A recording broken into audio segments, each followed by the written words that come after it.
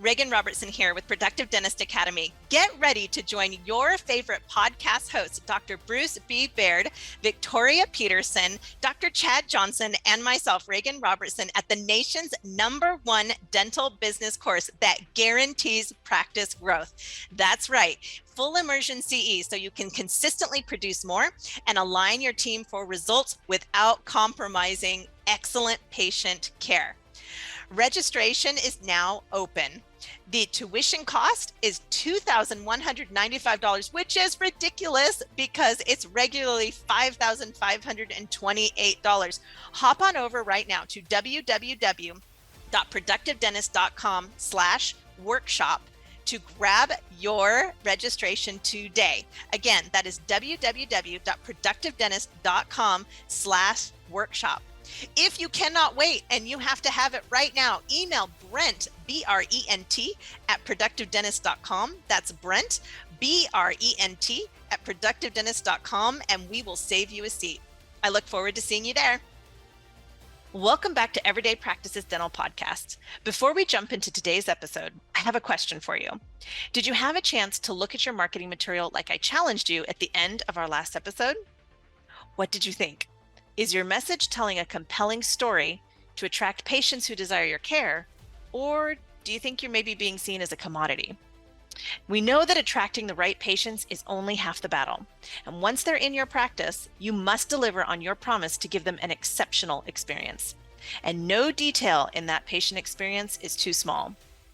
Join us today for the second part of Chad and my conversation with Shawn Zajas, the CEO and founder of Zana, as we dig into how to keep those awesome patients coming back again and again. Let's get started. So when you're helping dentists out, what do you see as missed opportunities for them? When you're meeting with them in the hallway to talk about your services and product. I don't know if exactly you call what you do a product, even though there's a product associated with it, but it almost is a service altogether, or that you offer. How do you define it? I suppose would be a good question to ask.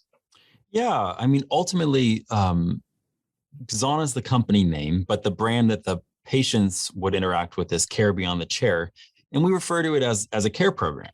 And basically, we just say, hey, as a practice, you really are trying to be meticulous about what that patient is experiencing. The second that they come into your practice, the second they come into your door, that they're in the chair and in the op. And all we're saying is extend that care even beyond the chair through what our program is. And back to what you were saying, Chad, about what is it that I see sometimes that they miss? Yes. Well, in relation to when I'm sharing things with them, people ask me, why are you wearing a shirt that says stop selling electric toothbrushes? And basically it's because I'm trying to get a little paradigm shift here where it's not about the brush.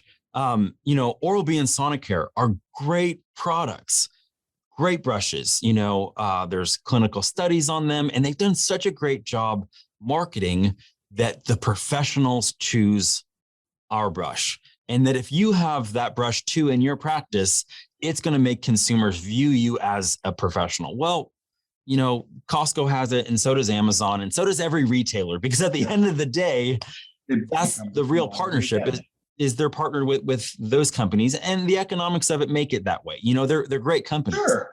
But I never wanted my brush to be about the brush. It's an amazing brush. You guys have brushed with it. It's great. I wanted it to be about what it could do to elevate the patient experience and in turn really set the practice apart. And that's why I ended up creating the whole Care Beyond the Chair ecosystem around it. Just so the listeners know too, I'm a huge Sonicare Philips fan historically, and I was reluctant to talk with you about your program because I was in love with mine. Now, after I got done talking with you, it's funny because sometimes at a workshop, we ask, which brands are you loyal to? I would answer Ford. I would answer Philips, a Philips Sonicare. It's I'm pretty loyal to Philips Sonicare because I've been selling them exclusively in my office for 15 years. Wow. Before I met you. And so I gave it a try. really liked the brush, but we also like being able to offer that to patients, and we offer it to our perio patients as an adjunct for them to take home and get started. We don't even, we build it into our charge for scaling and root planing. And I'm saying this for the listener's sake. And so it's kind of neat too that we let them know, you keep coming back and we'll replace your toothbrush head at no charge. And that's a cool supplement to let people know that we're taking care of them. And I think one of the first conversations that we had, number one, I walked up to you, and I don't know how well you embraced my nerdiness. Let's just say that. Because number one, I went up and I was like, is that German or something for tooth? And you're like, yeah, how'd you know that? And I was like, I don't know, like Zircon, and there's a lot of different brands that, like within dentistry that have ZAHN. And so I was like, it kind of just reminds me. And you're like, yes, you get it.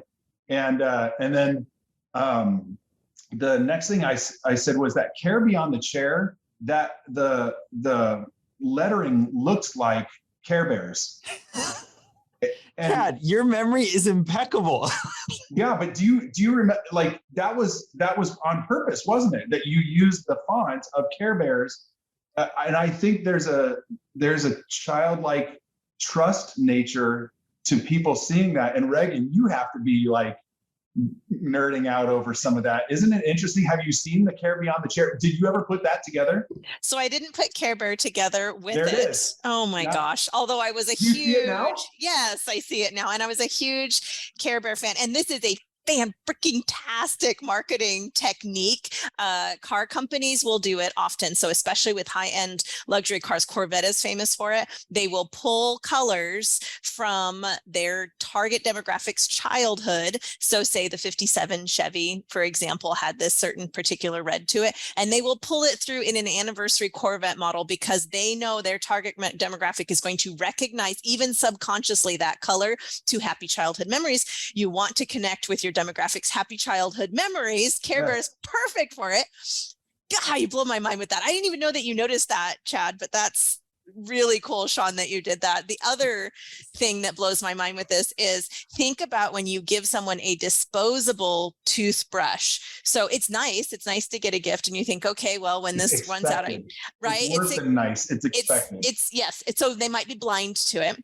So there's a bit of blindness that goes with it, but it also is subconsciously saying, this is just going to wear out and you just throw it away. So it's got a very disposable attribute to it. That is in the transactional level of conversation. That's that commodity style of conversation. If you're giving something that you can use again and again and again, that subconsciously builds that layer of trust, meaning, your smile will also be durable. Your smile is not a throwaway. We are going to continue to keep your smile in great health. Okay, that's new to me. That's pretty cool. So hold on. The fact, now we know when Reagan gets like completely blown away, she uses the word fan-frickin-tastic. Yes. It is fan-frickin-tastic. That was pretty cool. I hate when she swears like that. It just... We're just going to give an awkward pause after that. I accidentally sent one of our team members a text I meant for my husband, and it had a swear word in it. And she was like, what's going on, Reagan? What? And I said, oh, I meant that for my husband. And she said, I've never heard you swear. And I was like, well, when the microphone turns off, babe. It was a text. You still haven't heard me swear. Yeah. No. So there's a lot of psychology that goes behind exceptionally marketing and creating value. And really that's what you're doing, I think, Shawn, is you're taking something that everybody knows exists, that anyone can get pretty much anywhere, but you're attaching value and you're attaching a conversation to that. What gave you that idea? Okay, so specifically, what idea? I think it's too much of an abstract question. I understand Care Beyond the Chair, because to create an exceptional patient experience, there needs to be a brand experience that's outside of the operatory. So I understand that, but why toothbrushes, and how did you marry the two together? Instead of giving away a disposable toothbrush, we can provide top patients with this as a gift, or perio patients or whatever patients we want as a gift, and then invite that conversation of, I'll give you the free head and this will be our recurring gift to you. So to quote Victoria, which is kind of funny that she said that, she's like, wow, Shawn, you were given lemons and you made lemonade, which is interesting that she was viewing electric toothbrush as lemons. But basically, yeah, my dad has a dental supply company. And along the way, we ended up creating a really amazing electric toothbrush. But I didn't want to just sell it as an electric toothbrush. And here I am, and I have all these friends that are dentists because I'm in dentistry. And I'm like, hey guys, what bothers you? What problems do you have? What keeps you up at night? And some of them were like, I don't know which patients are coming back. So this whole time I'm thinking, okay, I have an electric toothbrush. There's now programs like Dollar Shave Club and Harry's that are hitting the market where there's this subscription model, direct to consumer. And I'm thinking, with the new model and with the pains in dentistry, how do I create something that's a win for the practice and the patient? I don't want Zana to be the one that's getting all the credit. When the patient gets free replacement heads for life, they don't thank Zana, they thank Dr. Johnson. They thank Chad. They go, thank you for taking care of my oral health, because Chad's the one that looks like a hero, not my company. So my whole thing was, how can I get in the background and make practices look like heroes to their patients, instead of it being something where the practice introduces the patient to my company, and then now all of a sudden that's the end of the relationship, and now it's just me and the patient directly. I didn't want that. So that's pretty much how it came about. I was just trying to figure out how I could innovate with a new model and how I could make practices look like heroes. So Chad, you use Zana in your practice, correct? We do. What's the feedback been so far? Do you have hygienists hand it out? Do you hand it out? What is the conversation been so far? Okay, so this is where I fall short in describing it. Because my hygienists have more hands-on with this. Hands-on, Zon. Did you hear it? Yeah, sorry, dad joke. There's some joke in there. But so I asked them before, Shawn, we had you on, and so we're charging, fee for service for our scaling and root planing. And so in order to bring an extra value, when we give them the toothbrush, and we actually have it in a veranda bag that looks like a shopping bag. Mm-hmm. So it's not just like a little, cheaper plastic bag, which I wouldn't be against it, not me per se, but it looks like something that you could reuse at the grocery store. And so it's got our brand on it, with that in there. And I feel like it brings a lot of value, but the best conversations for that honestly would be with the hygienists, because they're getting to be the ones that, gift it. But we've had good response from it. I mean, we've had good loyalty to it. And again, I'm a big fan of it. It's got a higher frequency than most of the other brushes, which is also a nerd kind of thing, because Shawn asked me, it's like, which setting did you use? And I was like, it's. Oh my gosh. He literally, Reagan, we don't even know each other that well. And I asked him that, and that's the fact that he responded that way. I was like, wow, this guy is unbelievable. His brain is very big, Shawn. So he plays piano, he sings, he's very athletic. He knows gifted. How many languages? I don't know. Yeah, he's a gifted. He's figured out, his brain is wired in such a way that he can just absorb information quickly. I'm not surprised. Learning, which is why I love you guys so much, because you're like peas in a pod with me. So Chad, I don't know if you know, but we didn't change things up. We added one dimension of the program that wasn't around when we first met and when you guys signed up. And that is based off the fact that what you guys were just saying about manual brushes is that patients simply expect it, right? Mm-hmm. Yeah.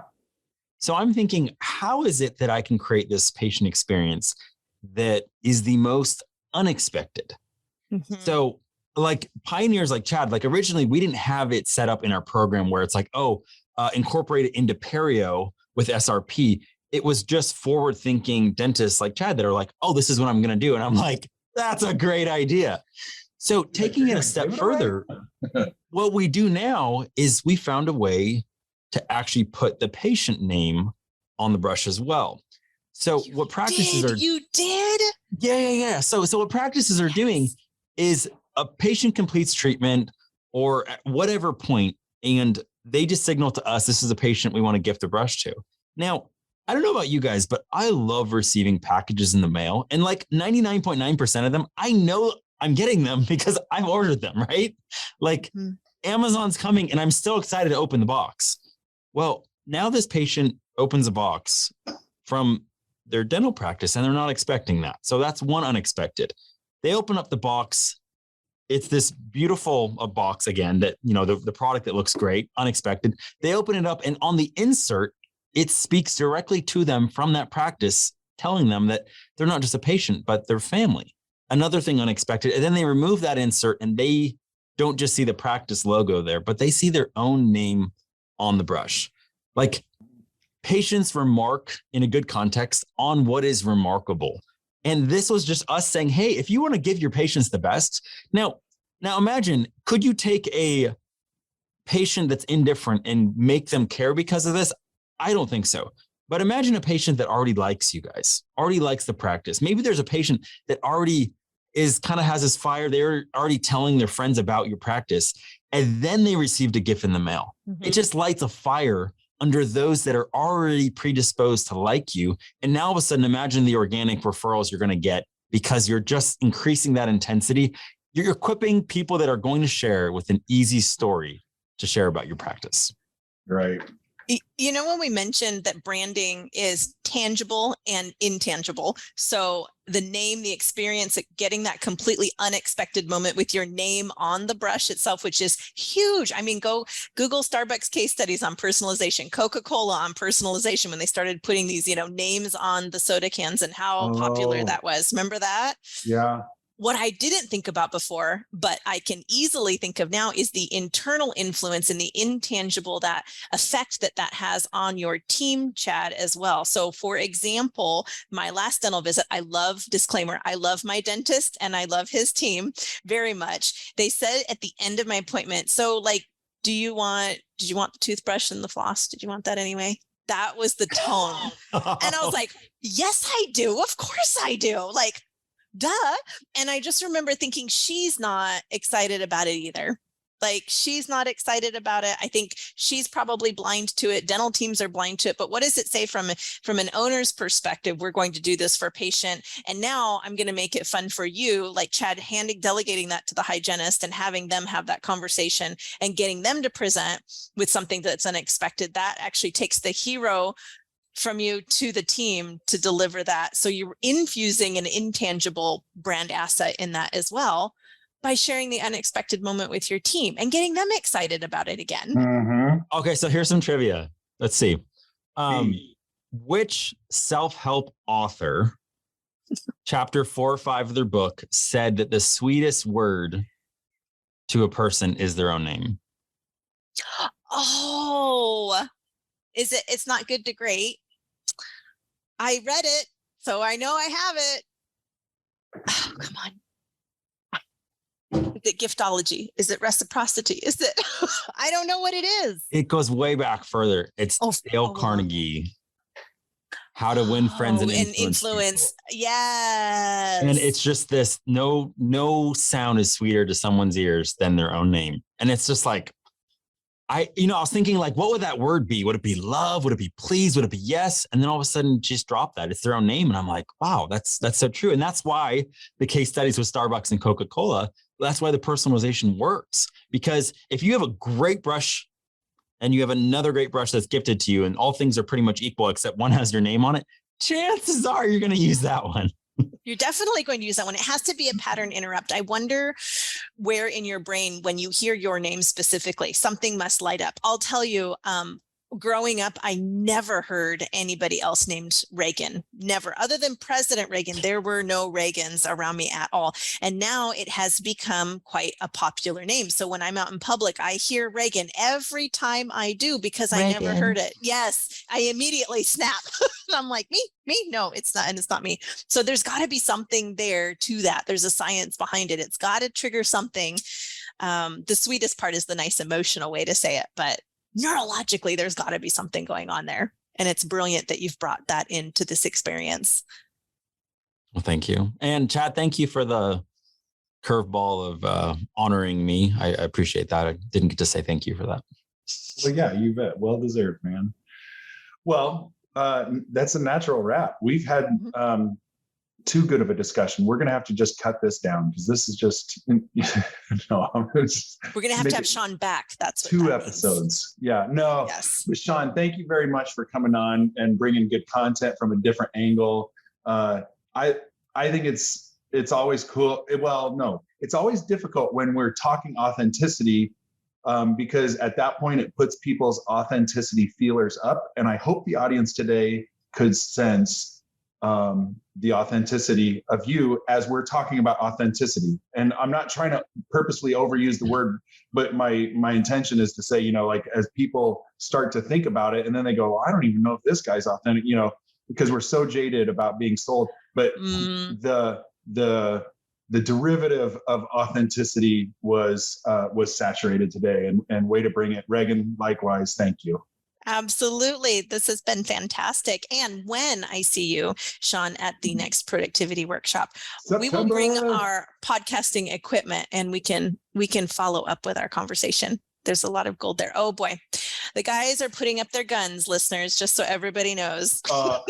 Figuratively speaking. Musculature. Yeah. Muscular guns. We can't. Okay, you're in Washington, Reagan. We can't just throw around the word guns and think everyone knows. That is not politically correct to me at all. Not weapons. No, well, leave it in. So the next topic will just be about the aggregation of marginal gains and how that's an important mindset to have. In 223s. Atomic Habits just dropped that. I was reading it last night and I'm like, that is genius. Everyone's looking for the big breakthrough, but it's all about those marginal gains and continuing to be consistent about that. The 1% in all these areas that moves you forward professionally, personally, your practice, all that. Right. That's our next episode. You have all been given a hint. So we will be back with Shawn in the future. And in the meantime, go check out Shawn's podcast, The Authentic Dentist. You can hear Shawn as many times as you like. And any other way, how do we get a hold of you? How do we get a hold of you otherwise, Shawn? How do you want listeners to reach out? What's your Insta? I have a what is it called? MySpace. You have a MySpace page. My page. Just Shawn at MyZana. Perfect. Yeah. Well, thanks, Shawn, for being our guest today. And thank you, Chad, for being a wonderful co-host as always. Woohoo! Thank you for listening to another episode of Everyday Practices Podcast. Chad and I are here every week thanks to our community of listeners just like you. And we'd love your help. It would mean the world if you can help spread the word by sharing this episode with a fellow dentist and leave us a review on iTunes or Spotify. Do you have an extraordinary story you'd like to share or feedback on how we can make this podcast even more awesome? Drop us an email at podcast@productivedentist.com. And don't forget to check out our other podcasts from Productive Dentist Academy at productivedentist.com/podcasts. See you next week.